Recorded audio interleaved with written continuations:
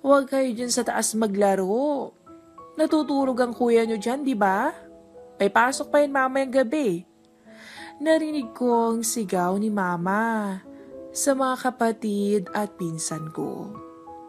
Laging ganyan ang mga kapatid, pinsan at mga pamangkin ko. Madalas maglaro sa bahay namin. Magkakatabi lang kasi ang mga bahay namin at ng mga kapatid ng nanay ko. Kaya madalas talaga dito sila naglalaro sa amin. Nagko-computer, PlayStation, habulan, taguan, at kung minsan nga kasama pa ang ibang mga batang kapitbahay. Bago ko ituloy ang aking istorya, ay magpapakilala muna ako. Ako nga pala si Romel Giovanni de Torres, o simpleng Romel na lang.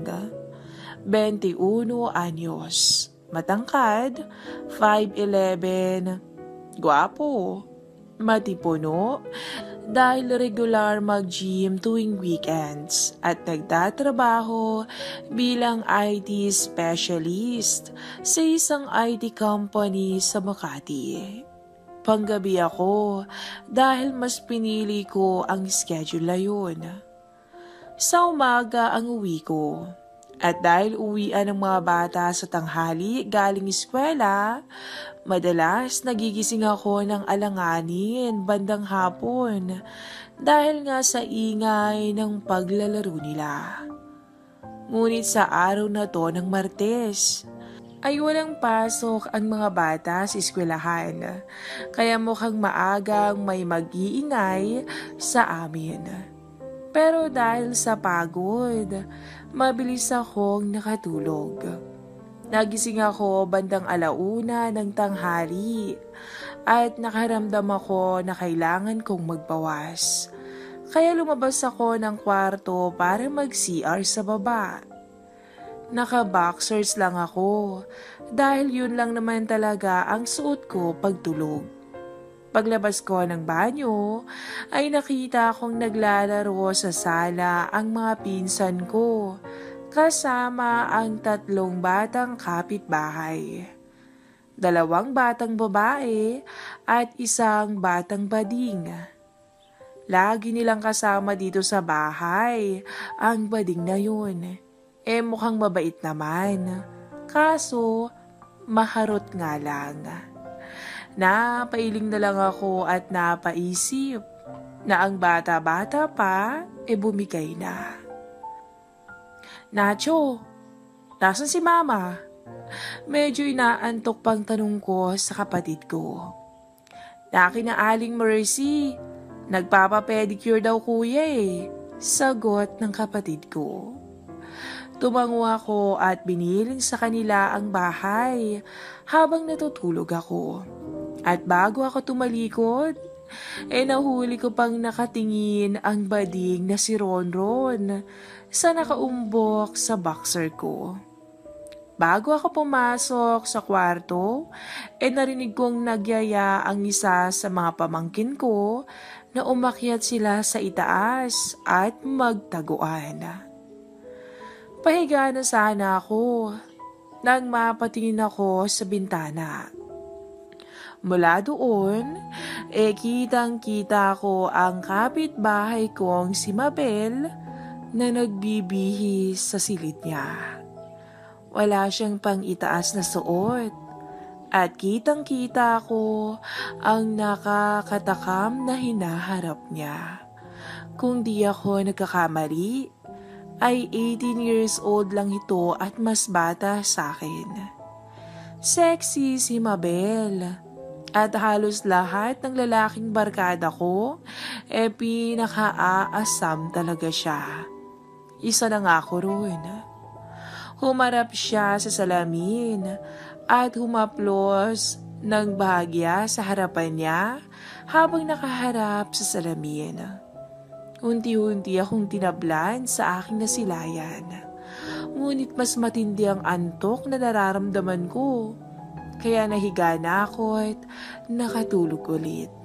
Ang hindi ko alam, nakalimutan ko palang ilak ang pintuan ng kwarto ko at naiwan ko yung bahagyang nakabukas. Napanaginipan kong inaangkin ko raw si Mabel at halos mabuti ang mga mata niya sa panggigigil ko sa kanya. Ang galing-galing daw ni Mabel sa kama, kaya kahit panaginip lang, parang ramdam na ramdam ko talaga ang tunay na alapaap. Naalimpungatan ako at bahagyang ibinukas ang mga mata ko.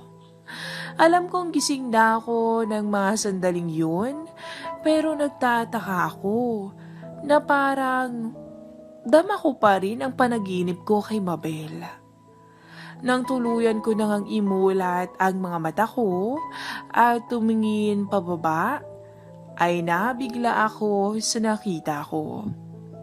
Nakababa na hanggang tuhod ang boxer short ko. At nasa gilid ng higaan ko ang bading na si Ronron na abala sa kapilyuhan. At hindi yata namamalayan na nagising na ako. Napabalikwas ako ng bangon. At maging si Ronron man ay gulat na gulat din. Rumihistro ang takot sa mukha niya at agad na nagpaliwanag. Please kuya, I'm sorry po. Naglalaro kasi kami ng taguan eh. Nakita ko pong bukas ang room nyo kaya dito ako nagtago. Hindi ko naman po alam na silid nyo to eh. Tapos nakita ko na po kayong nakahiga dyan. Tapos nakababa yung short nyo habang natutulog. Mahabang paliwanag niya. Medyo nawala naman ang gulat ko. Pero nananatili lang akong nakatingin sa kanya. Please kuya, sorry po talaga. Hindi ko naman po sinasadya eh. Marting sabi ni Ronron. Please, huwag niyo po akong isusumbong sa mami ko. O kaya, lalo na po sa ate ko. Alam kong magkaibigan po kayo ni ate. Pagmamakaawa pa niya. At bigla kong ang naalala ang ate niyang si Mabel. Nakababatang kapatid nga pala ni Mabel ang baklitang to. Si Mabel?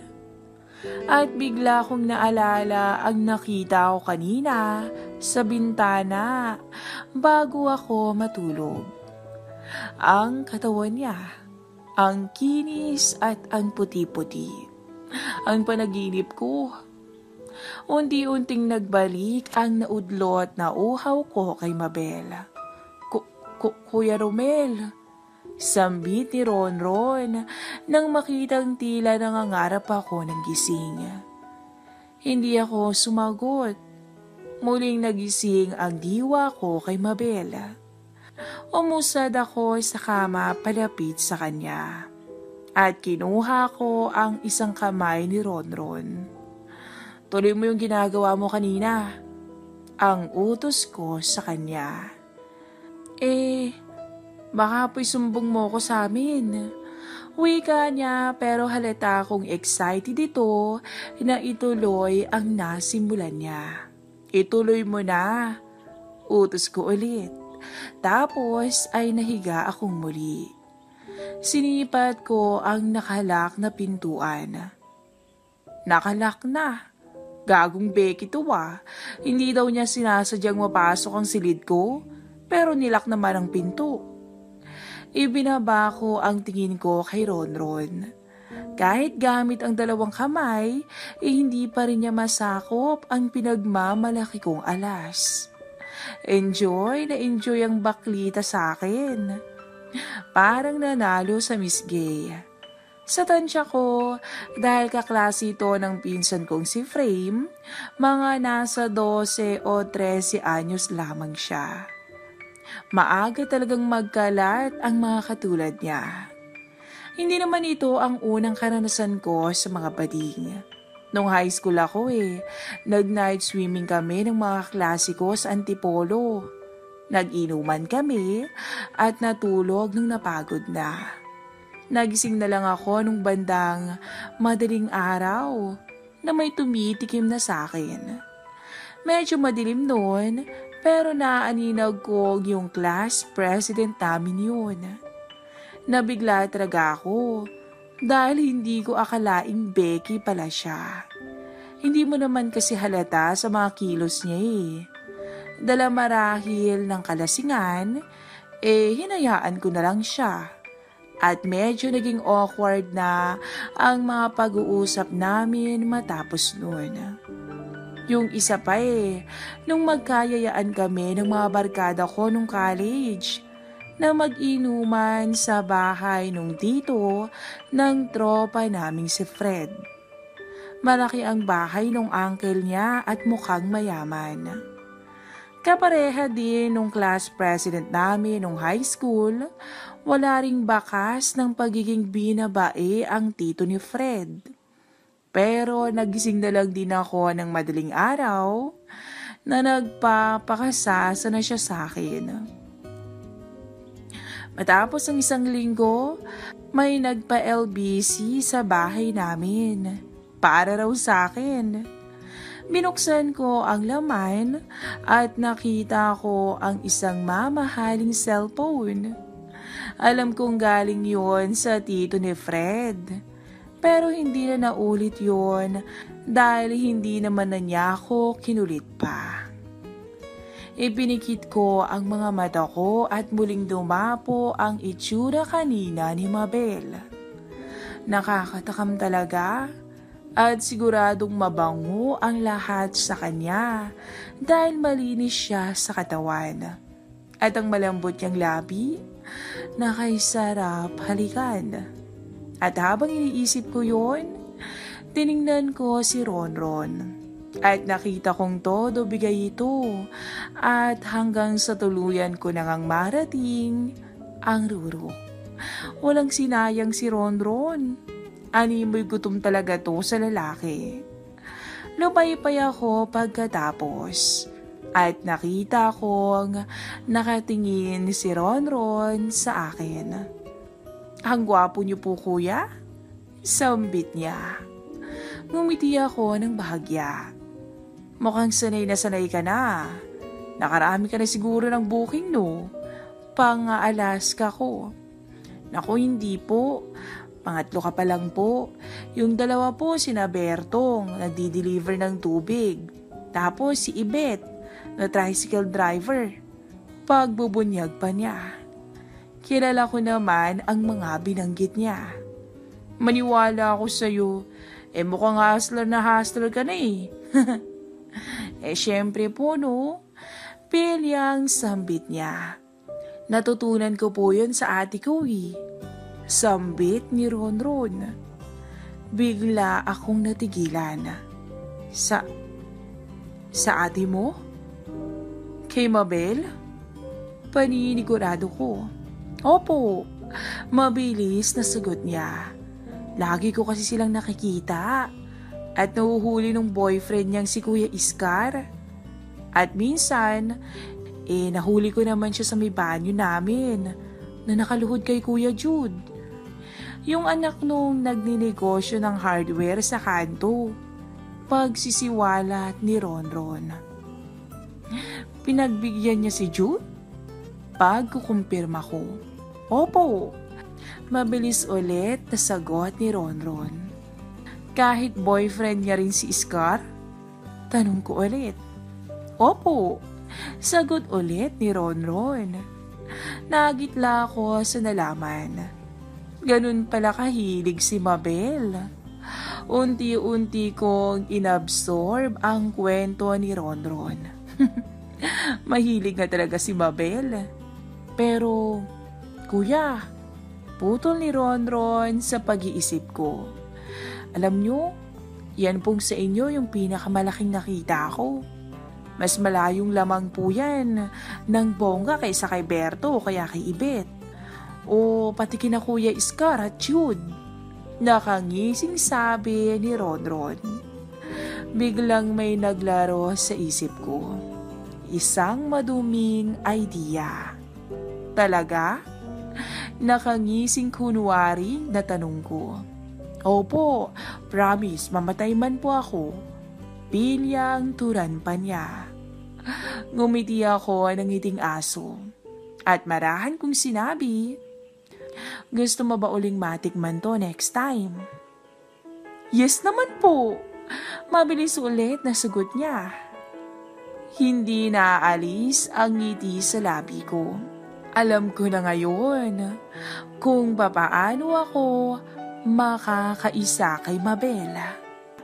Abangan po natin ang next episode ng ating story. Sabi nila, experience is the best teacher. Sabi ko naman, teacher is the best experience. This is a story kung bakit ko nasabi yun. Isa lang naman akong ordinaryong college student ng mga panahon na yun. Hindi bobo at hindi din naman sobrang talino. Average lang kumbaga. Nakakakuha naman ng mataas na grade kahit na hindi mag-review. Ang kaso lang, tamad akong gumawa ng assignment and projects dahil kinain nga ako ng sistema ng computer games that time. Habang naglalaro ako isang araw sa computer game na kung tawagin ay Dota, ay may biglang nag-pop up na message ng GC sa room namin na minimension ako at ng iba pang mga kaklase ko. Sinasabi nila na, Hoy, delikado kayo kay Ma'am Ceci. Yung project nyo, isubmit nyo na raw tonight. Kung hindi, bagsak ang iba sa inyo. Kinabahan naman ako dahil wala pa nga akong nasisimulan. Kaya naman nagpasya akong wag munang maglaro at mag-reply sa GC. Ano ba number ni Ma'am Ceci? Tanong ko na agad namang binigay ng isa kong classmate. Agad kong itinext si Ma'am. Hi Ma'am Ceci, si Ian po to. Ang text ko. Oh, Ian, bakit? Isasubmit mo na ba yung project mo? Tanong ni Ma'am. Yun nga po sana Ma'am eh. Hihingi lang po sana ako ng konting palugit. Please Ma'am, maganda naman kayo at mabait eh. Reply ko na may halong pambobola. Hay, naku kang bata ka. Napakalakas mong mambola. O siya, sige. Bibigyan kita ng extension. Pero wag mong sasabihin sa mga klase mo na binigyan kita, ha? Reply ni Ma'am. Oo naman, Ma'am. Salamat po, ha. The best talaga kayo. Sagot ko. Lumipas ang mga araw. Ay araw-araw kaming nagkakatext ni Ma'am Ceci. Mas naging makulit, cheesy, at mas naging close kami sa isa't isa. Pero hindi namin pinapakita na close kami pag nasa school. Makalipas ang ilang linggo, ay nagsalita si Ma'am Ceci na ilan sa amin ay delikadong bumagsak kapag mababa ang nakuha naming score sa test. Kabilang ako ron. Kaya nagulat ako kasi akala ko ay dahil close kami ay automatic pasado na ako. Pero hindi pala. Kaya kung gusto raw talaga naming pumasa sa test, open daw siyang mag-tutor sa amin sa weekends. Pumunta na lang daw kami sa bahay ni Ma'am. Total, libre lang naman. Napagpasya namin ng ilan kong kaklase na pumunta. Tsaka, baka chance ko na to para mas lalong mapalapit kay Ma'am. Dumating ang weekend at after lunch kami nagpunta doon sa bahay ni Ma'am kasama ang ilan sa kaklase ko. Makikita mo naman na palong-palo si Ma'am sa kanyang suot. Talagang lutang-lalutang ang kanyang kaputian at kaseksihan. Normal lang naman ang lahat ng nangyari ng araw na yun. Talagang makikita mo ang passion ni Ma'am sa pagtuturo. Marahil siguro dahil fresh graduate pa si ma'am noon. Natapos ang pag-tutor ni ma'am at sinabi niya na yung mga nakagets na ng tinuturo niya ay pwede nang huwag bumalik. Pero kahit gets ko na yung tinuturo niya, ay nagpanggap ako na hindi ko pa rin nagigets. Dahil gusto ko siyang makita at makasama pa next time.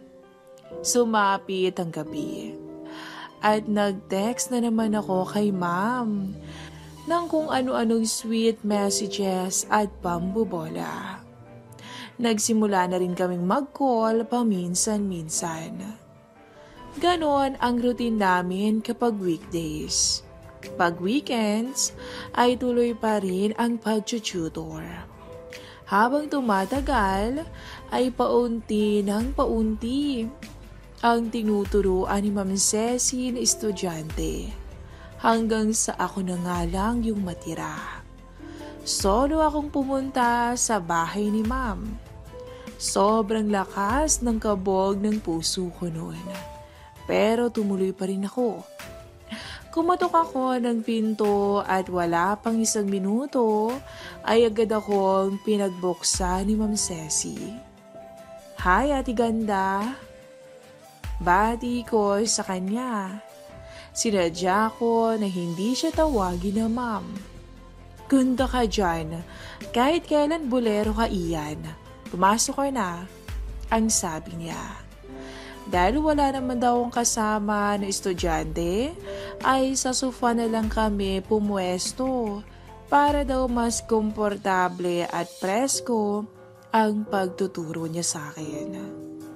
Katabi ko lang si ma'am at nasa right side ko lang siya naabala sa pagbuklat ng libro. Pansin kong bagong ligo ito dahil medyo basa pa ang buhok niya. Nakapambahay lang siya, naka-t-shirt ng white at naka-short ng manipis at maiksi. Kaya naman panay ang sulyap ko sa makinis niyang hita. Habang tinuturuan ako ni ma'am, ay nakatingin lang ako sa kanya.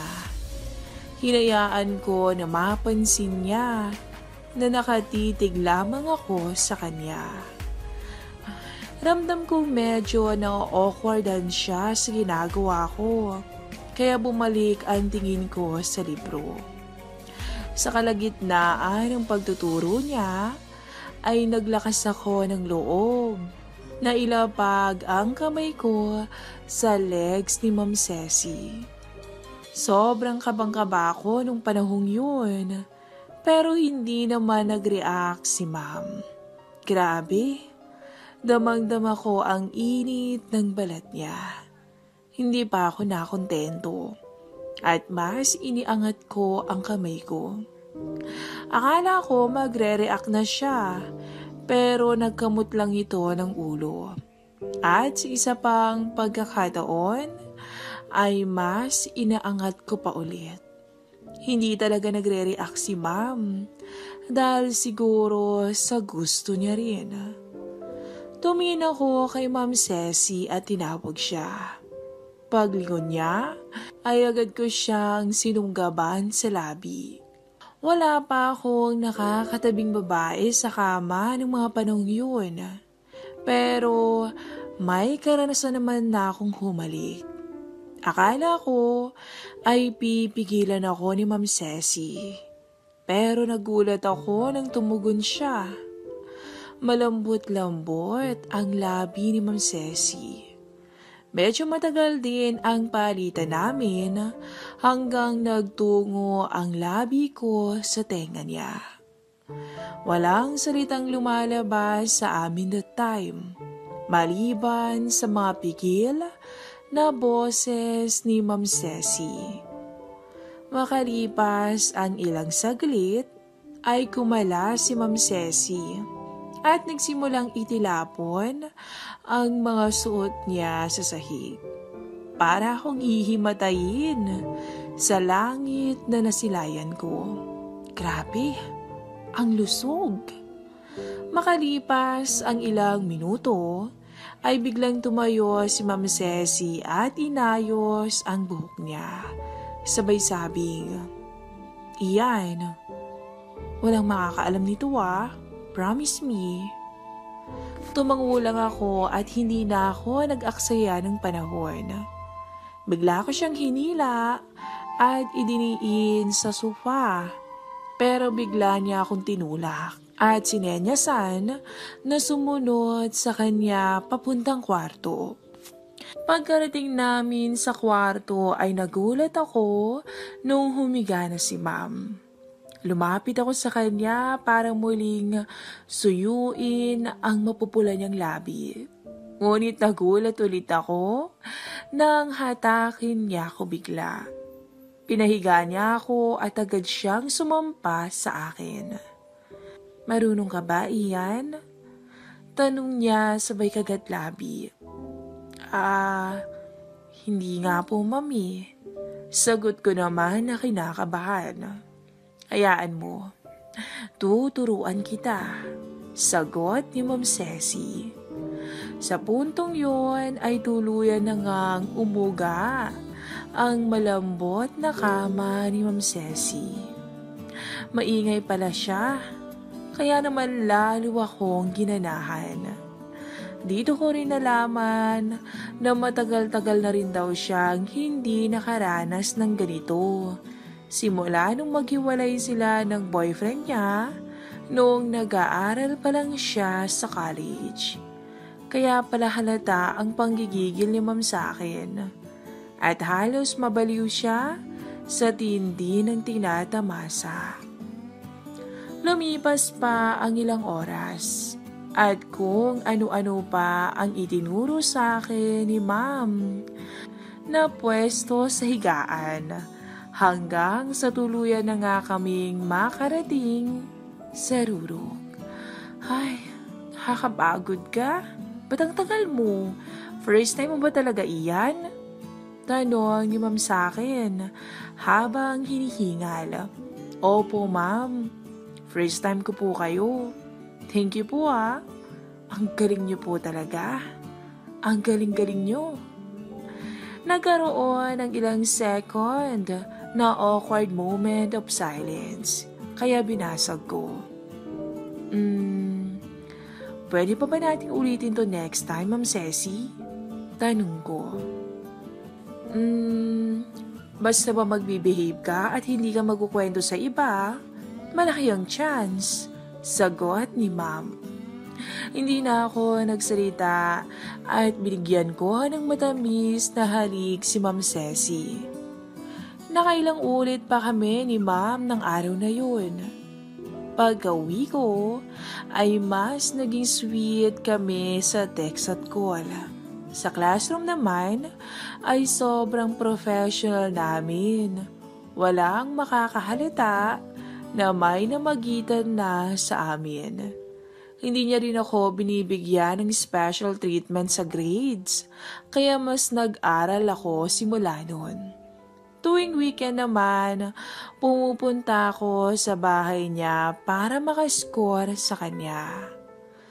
Tumagal ang setup namin na ganito for a year until kinailangan niyang lumipat ng school na pagtuturuan at ng bahay niya.